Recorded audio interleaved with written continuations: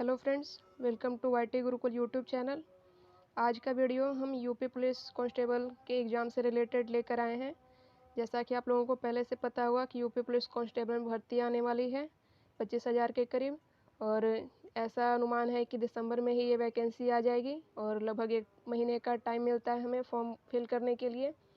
तो उसके बाद फिर जल्दी ही उसका हो सकता है कि एग्ज़ाम भी हो जाए। जैसा अभी ये नियम चल रहे हैं तो इसलिए इसकी तैयारी भी शुरू कर देनी चाहिए अभी से ही। तो हम आपको वीडियो प्रोवाइड करवा रहे हैं। ये वीडियो का पार्ट 1 है जिसमें हम एंशिएंट हिस्ट्री के कुछ क्वेश्चंस जो मोस्ट इम्पॉर्टेंट हैं, जिनके एग्ज़ाम में आने की संभावना बहुत ज़्यादा है, उन्हें कवर करवा रहे हैं। आई होप कि आपको वीडियो पसंद आएगी। तो चलिए वीडियो शुरू करते हैं। तो हमारा जो आज का फर्स्ट क्वेश्चन है वो है, ऋग्वेद में सबसे प्रमुख देवता कौन है, या किस देवता को ऋग्वेद में सबसे प्रमुख माना जाता है। सबसे उनका मतलब जिक्र बहुत ज़्यादा बार हुआ है और उनके बारे में ज़्यादा मान्यताएं हैं। तो इसका ऑप्शंस हैं इसके अग्नि, पशुपति, इंद्र और विष्णु।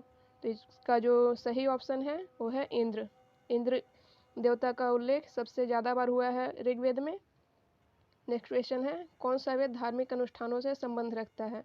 तो इसके ऑप्शंस हैं ऋग्वेद, सामवेद, यजुर्वेद और अथर्ववेद, जो कि हमारे चारों वेद हैं। तो इसका ऑप्शन हम देख लेते हैं। इसका ऑप्शन है सही ऑप्शन यजुर्वेद। नेक्स्ट क्वेश्चन है हमारा, विशाल स्नानागार कहाँ मिला था। तो ये इसके ऑप्शंस हैं, ए है हड़प्पा, बी लोथल, सी मोहनजोदड़ो और डी चुनहुदड़ो। तो इसका जो सही ऑप्शन है वो है मोहनजोदड़ो। नेक्स्ट क्वेश्चन है, किस स्थान पर हड़प्पन समय के रथ की एक प्रतिमा प्राप्त हुई थी। तो इसके ऑप्शंस हैं, ए लोथल, बी बनावली या बनवाली भी इसे कहा जाता है, दोनों ही नाम लिए जाते हैं, सी दायमाबाद और डी कालीबंगा। तो इसका जो सही ऑप्शन है वो है दायमाबाद। नेक्स्ट क्वेश्चन पर मूव करते हैं, निम्नलिखित में से ऋग्वेद काल के दौरान किसकी जानकारी नहीं थी। तो है ऑप्शंस हैं इसमें, कृषि, विवाह प्रथा, वर्ण व्यवस्था और संयुक्त परिवार। तो इसका जो सही ऑप्शन है वो है वर्ण व्यवस्था। इसके अलावा यहाँ पे अगर देखें तो कृषि भी उस टाइम तक शुरू हो चुकी थी, विवाह प्रथा भी चालू हो चुकी थी और संयुक्त परिवार की भी व्यवस्था थी। जो वर्ण व्यवस्था थी वो आगे चल कर आई थी, जो ऋग्वेद काल के बाद का टाइम पीरियड था उसमें अभी वर्ण व्यवस्था ऋग्वेद काल के टाइम पे नहीं थी। नेक्स्ट क्वेश्चन है हमारा, सिंधु घाटी की सभ्यता के लोग किसकी पूजा करते थे, मतलब किस भगवान की पूजा करते थे। तो इसके ऑप्शन हैं विष्णु, ब्रह्मा, वरुण और पशुपति। तो इसका ऑप्शन देख लेते हैं हम। तो इसका सही उत्तर है पशुपति। पशुपति शिव भगवान का ये एक नाम है, तो ये आप ध्यान में रखेंगे। नेक्स्ट क्वेश्चन है, मोहनजोदड़ो का स्थानीय नाम क्या था।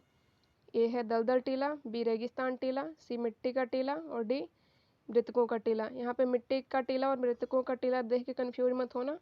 इसका जो सही ऑप्शन है वो है डी, मृतकों का टीला। नेक्स्ट क्वेश्चन है, भारत में वैदिक सभ्यता किस नदी के किनारे विकसित हुई। तो इसमें है गंगा, यमुना, सरस्वती, गोदावरी। अब काफ़ी सारे लोग इसमें ऐसे होंगे जो जिन्हें लगेगा कि गंगा इसमें सही ऑप्शन हो सकता है, लेकिन ऐसा नहीं है। सरस्वती नदी के किनारे भारत में वैदिक सभ्यता की विकास हुआ था। इसका सही ऑप्शन सरस्वती नदी है। नेक्स्ट क्वेश्चन है, जैन धर्म के पहले तीर्थंकर कौन थे। तो ऑप्शंस देख लेते हैं, महावीर स्वामी, ऋषभदेव, पार्श्वनाथ और अजितनाथ। तो इसमें जो इसका सही ऑप्शन है वो है ऋषभदेव। और महावीर स्वामी इसमें 24वें तीर्थंकर थे, सबसे लास्ट के। और पार्श्वनाथ जो थे ये 23वें तीर्थंकर थे, महावीर स्वामी से पहले। नेक्स्ट क्वेश्चन है, संस्कृत के प्रथम व्याकरणविद कौन थे। तो इसमें ऑप्शन हैं तुलसीदास, सूरदास, वाल्मीकि और पाणिनि। तो इसमें जो पाणिनि है ये प्रथम व्याकरणविद कहलाते हैं। नेक्स्ट क्वेश्चन है, प्रथम बौद्ध संगीति कहाँ आयोजित की गई। तो इसके ऑप्शन हैं राजगृह, वैशाली, पाटलिपुत्र और कश्मीर। तो इसका जो सही आंसर है वो है राजगृह।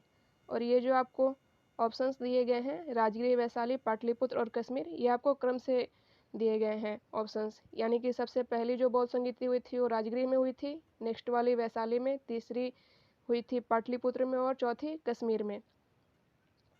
नेक्स्ट क्वेश्चन पर मूव करते हैं हम, निम्नलिखित में से कौन नंद वंश का अंतिम शासक था। पांडु, घनानंद, बिंबिसार और प्रसेनजित। तो इसमें जो सही ऑप्शन है वो है घनानंद। नेक्स्ट क्वेश्चन है हमारा, कलिंग युद्ध किस वर्ष में हुआ था। इसके ऑप्शंस हैं 326 BC, 261 BC, 257 BC और 150 BC। तो इसका राइट ऑप्शन देख लेते हैं हम। इसका राइट आंसर है 261 BC। और BC का यहाँ पे फुल फॉर्म है बिफोर सेंचुरी या बिफोर क्राइस्ट, यानी कि जब ईसा मसीह का जन्म हुआ था तो उनके जन्म के पहले के समय को हम बिफोर क्राइस्ट या बिफोर सेंचुरी कहते हैं। और एक आपने एडी भी सुना होगा, उसका मतलब होता है एनो डोमिनी। नेक्स्ट क्वेश्चन है हमारा, मौर्य वंश के बाद निम्नलिखित में से किस वंश ने मगध पर शासन किया? इसके ऑप्शंस हैं सुंग वंश, लोहार वंश, नंद वंश या पल्लव वंश। तो इसका जो सही ऑप्शन है वो है सुंग वंश। जो मौर्य वंश के लास्ट राजा थे उनकी हत्या सुंग वंश का जिन्होंने स्थापना किया था पुष्यमित्र सुंग ने, उन्होंने उनकी हत्या करके और फिर इन्होंने अपने वंश की स्थापना कर ली थी। नेक्स्ट क्वेश्चन है हमारा, कुषाण काल में भारतीय और ग्रीक शैली के मिश्रण से विकसित कला शैली को किस नाम से जाना जाता है? तो इसके ऑप्शंस हैं अरबी कला, बी गांधार कला, सी यूनानी कला और डी फारसी कला। तो इसका जो राइट ऑप्शन है वो है गांधार कला। नेक्स्ट क्वेश्चन पे मूव करते हैं। नेक्स्ट क्वेश्चन हमारा, कुषाण वंश के प्रसिद्ध राजा कौन हुए? तो इसका ऑप्शन है ए चंद्रगुप्त, बी कनिष्क, सी हर्षवर्धन और डी पुलकेशिन। तो इसका जो सही आंसर है वो है कनिष्क। आप आंसर भी देख सकते हैं। नेक्स्ट क्वेश्चन है, नंद वंश का संस्थापक कौन था? अभी हमने कुछ देर पहले ये पढ़ा था कि नंद वंश के जो अंतिम शासक थे वो कौन थे, तो घनानंद थे। अब इसमें संस्थापक के बारे में पूछा जा रहा है। तो इसका जो ऑप्शंस हैं वो महापद्मनंद, चंद्रगुप्त, बिंबिसार और घनानंद। तो इसका जो सही ऑप्शन है वो है महापद्मनंद, यानी कि महापद्मनंद ने ये नंद वंश की स्थापना की थी। नेक्स्ट क्वेश्चन है, धमेख स्तूप किस स्थान पर स्थित है? तो ऑप्शन ए है सांची, बी ग्वालियर, सी सारनाथ और डी बोध गया। तो इसका जो सही आंसर है वो है सारनाथ। नेक्स्ट क्वेश्चन है, भारत का नेपोलियन किसे कहा जाता है? इसके ऑप्शंस देख लेते हैं। ए है हर्षवर्धन, बी समुद्रगुप्त, सी चंद्रगुप्त प्रथम और डी चंद्रगुप्त द्वितीय। तो जो भारत के नेपोलियन कहलाते हैं वो है समुद्रगुप्त। इन्होंने काफ़ी सारे अपने सिक्के भी चलाए थे जिसमें इन्हें वीणा बजाते हुए भी दिखाया गया है। नेक्स्ट क्वेश्चन है हमारा, बाणभट्ट किस सम्राट के दरबारी कवि थे? तो इसके ऑप्शंस हैं ए चंद्रगुप्त, बी हर्षवर्धन, सी घनानंद और डी चंद्रगुप्त द्वितीय। तो ये थे हर्षवर्धन के दरबारी कवि थे बाणभट्ट। तो आई होप कि आपको वीडियो पसंद आई होगी। अगर पसंद आई हो तो लाइक करना वीडियो को और चैनल को सब्सक्राइब करना और शेयर भी कर लेना अपने दोस्तों के साथ जो आपके साथ और लोग यूपी पुलिस कांस्टेबल एग्ज़ाम में जुड़े हुए होंगे तैयारी में, जिन्हें जो वैकेंसी के लिए अपना फॉर्म फिल करेंगे और एग्ज़ाम देने जाएंगे। तो मिलते हैं नेक्स्ट वीडियो में।